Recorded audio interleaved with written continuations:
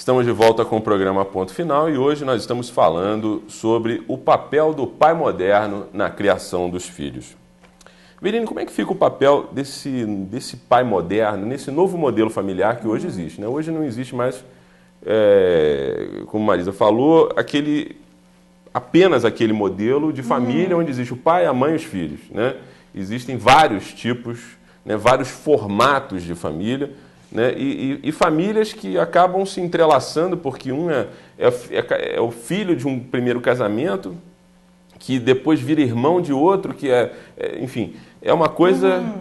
As chamadas famílias recasadas, que a gente chama. Enfim. Aqui tem até um filme, os seus, os meus e os exatamente, nossos. Né? Esse filme ilustra bem isso. São as novas estruturas familiares, né? E o pai, nesse caso, como é que ele se encaixa... O papel do pai já não é simples, né? Vamos dizer assim, num núcleo familiar, entre aspas, comum, né?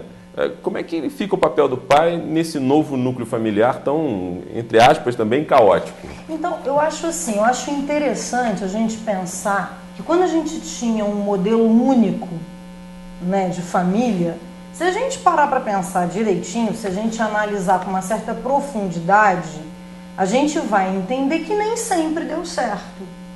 Que nem todas essas famílias que seguiam esse mesmo modelo, nem todas tinham o mesmo resultado, nem todas funcionavam do mesmo jeito. E eu acho que assim, a melhor resposta que a gente pode ter em relação a essa sua pergunta é exatamente isso. Assim, tudo vai depender de como aquele núcleo familiar, de como uma mulher que se separou do marido e ela casou de novo. Quer dizer, como é que essa mulher recebe esse novo marido? Como é que rola essa interação? É óbvio que conflitos existirão, porque desde que o mundo é mundo, eu estou aqui com você, se a gente ficar 2 horas, daqui a pouco já tem um conflito. A gente já pensou diferente, eu já achei uma coisa, você já achou outra. É inevitável. Conflitos familiares é inevitável. O conflito familiar é uma coisa inevitável. Então, assim, a gente escuta muito hoje em dia, assim, um discurso meio nostálgico sobre a decadência da família, que a família acabou. Eu não faço essa leitura. Eu entendo que a coisa ela acontece de uma outra maneira. É óbvio que a gente tem mais notícias até pela questão da globalização, pela questão da mídia, né, os meios de comunicação, a gente tem muito acesso, as coisas elas hoje são realmente diferentes, mas a gente vê muita coisa funcionando bem. E em estruturas assim, em estruturas de pais separados, da criança que tem a casa da mãe, tem a casa do pai, da criança que se dá bem com o padrasto, se dá bem com a madrasta, que recebe novos irmãos que não são consanguíneos, enfim, né?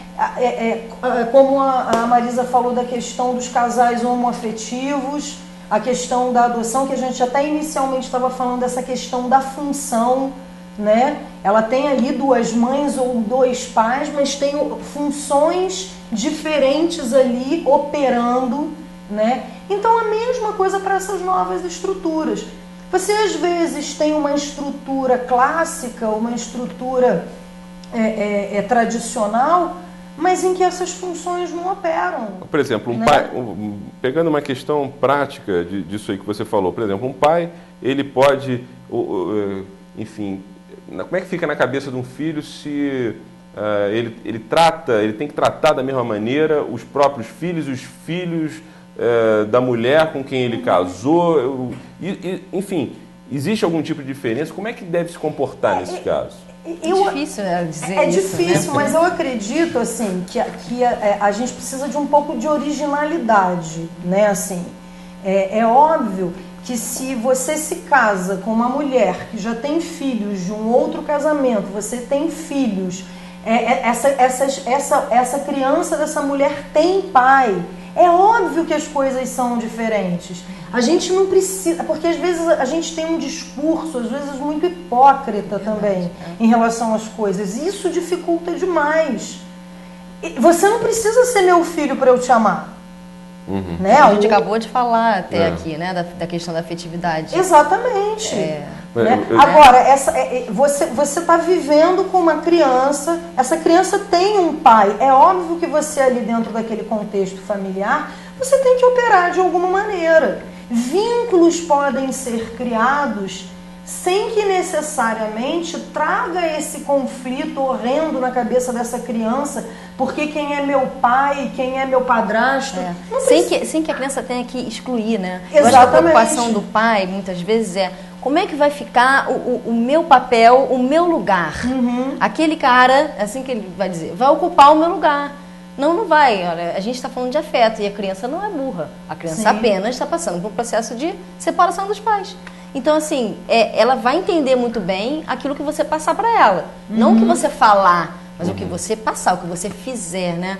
O que você vai... Eu, assim, não é uma receita de bolo família, né? Não é. É complicado a gente colocar... Agora, sentiu que tem alguma... Eu falo isso com meus clientes. Está acontecendo alguma coisa mais grave? Você sentindo que a criança está retraída ou está agressiva? Procura um profissional...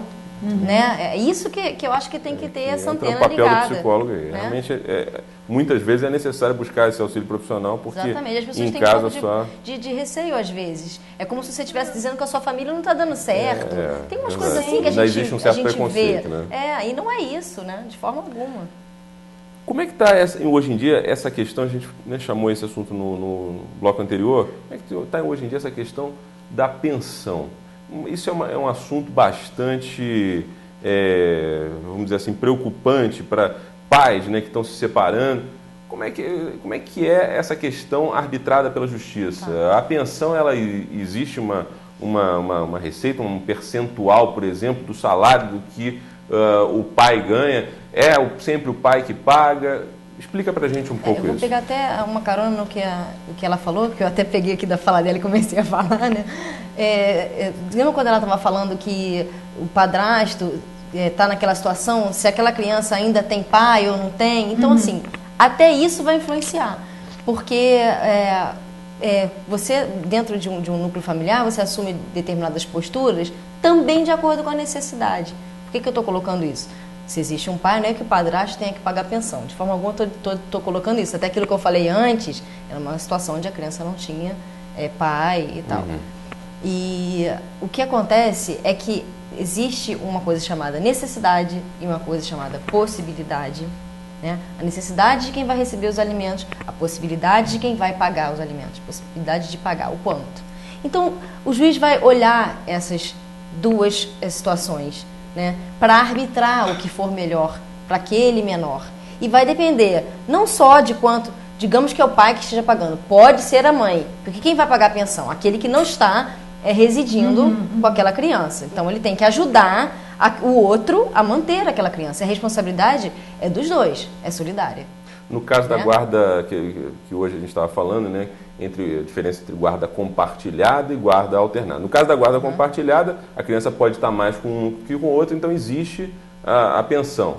Né? No caso da guarda alternada, aí não existe essa coisa da pensão. O que acontece é que na guarda compartilhada, a gente estava até comentando, né, uma questão de decisão, né, de ambos tomarem decisões sobre aquela criança. Quando a gente fala isso, não tem aquela guarda estabelecida. Sou eu que decido tudo, né? Eu mãe ou eu pai. Não tem a ver necessariamente com pagamento de pensão. Exato. Agora, a questão da alternada, se fica uma semana na casa de um, uma semana na casa de outro, tem que ver qual vai ser o ajuste disso para saber se vai ter necessidade de algum complemento financeiro. Sim. Entendeu? Porque tem a questão de quem paga o quê, quem faz o quê. Depende, por exemplo, aquele casal, mesmo estando separado, né? O pai e a mãe daquela criança, eles vão ter que decidir uma série de coisas. Por exemplo, vai estar em colégio particular ou público? E qual colégio particular? E qual é o plano de saúde? E que isso e que aquilo? Vai ter inglês? E tudo isso vai ter que ser conversado. Quando é conversado, é ótimo. Porque aí vai ver bem as necessidades daquela criança e o que cada um pode fazer por ela financeiramente. Aí vai estipular uma pensão né, que seja mais compatível. Quando a briga aí, que você me perguntou no início, como que o juiz estipula isso... É difícil até para o juiz, porque o juiz ele não vai olhar para você e pensar, fui com a sua cara. Né? O advogado tem que mostrar as provas daquilo. Ou pelo menos no plano ideal, espera-se que seja assim. Ou não fui com a sua cara, que é pior. Então assim, não dá, ele é obrigado a fundamentar a decisão dele. Então ele tem que ter elementos. Então, com base nesses elementos, ele vai fixar um percentual. Aí as pessoas perguntam muito, mas é quanto, doutor? É 30%? É 15%? Em geral, é 30%. Se tem um filho, aí 15% para cada um, se são dois. Mas pode ser 20%. Entendeu? Assim, depende da possibilidade daquele provedor, daquela situação, né? Que pode ser o pai ou a mãe.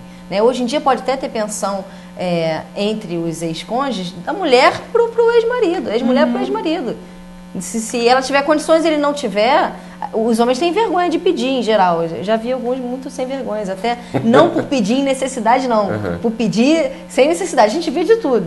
Mas, assim, em geral tem aquele machismo ainda de não pedir pensão e tal para ex-mulher. Mas até isso fica difícil de você arbitrar. Às vezes é durante um período que você vai, me separei dela, e aí ela nunca trabalhou. Isso foi um acordo entre vocês? Ela nunca trabalhou, ela está fora do mercado de trabalho há quanto tempo? Então, é justo que agora ela não receba nada, ela precisa de alguma coisa. Então, às vezes, o juiz arbitra durante um tempo até que uma ela pensão, se estabeleça, né? Consiga se firmar no mercado. Então, assim, é por isso que estou tentando mostrar assim, quais são os elementos que o juiz pega, né, para julgar. Que é um leque de possibilidades. Exatamente. Né? Bom, nosso tempo nesse bloco, mais uma vez, já estourou bastante. É que realmente a gente se empolga aqui falando, é um tema riquíssimo, né? Não tem como a gente falar pouco sobre isso. No último bloco, no nosso próximo bloco, a gente vai falar sobre o que é o bom pai. Será que existe essa figura, né? E quais são as perspectivas para o futuro?